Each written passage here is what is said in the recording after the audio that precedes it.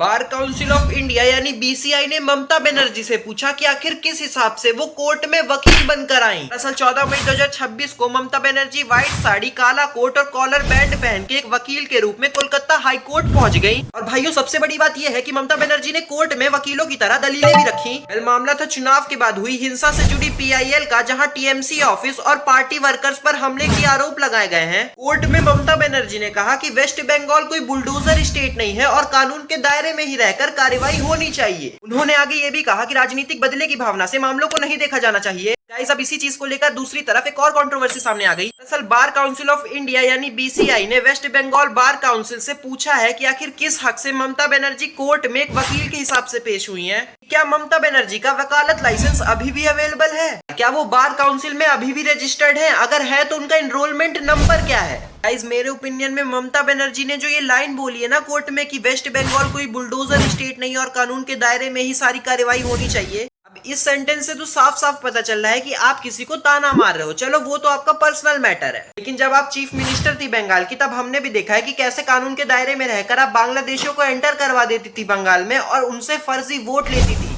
अब जब ममता बनर्जी के अपने लोगों पे मुसीबत आई है, यानी कि टीएमसी ऑफिस और टीएमसी कार्यकर्ताओं पे जब हमला हुआ है, तब वो चलिए केस लड़ने, कि वैलिड भी है। मतलब अगर उनको लगता है कि उनके पार्टी वर्कर्स के साथ अन्याय हुआ है तो उनको बिल्कुल केस लड़ना चाहिए। मगर इससे पहले वेस्ट बंगाल में पिछले 14-15 सालों में वोटिंग के समय जब कोई भी बंदा किसी अन्य पार्टी को वोट कर देता था, तब यही ममता बनर्जी और उनकी पार्टी गुंडे भिजवाती थी उन लोगों को मारने के लिए और उनके घर को तहस नहस करने के लिए। तो क्या उस टाइम पर गुंडागर्दी सही थी? और गाइस, इसी तरह की ट्रेंडिंग न्यूज़ और ऑनेस्ट ओपिनियन के लिए अगर आपको हमारे चैनल से जुड़े रहना है तो आप हमारे चैनल को लाइक, शेयर एंड सब्सक्राइब कर दीजिएगा। Tata, bye bye. और इधर आ भाई, शेयर भी कर दियो। चल बाय।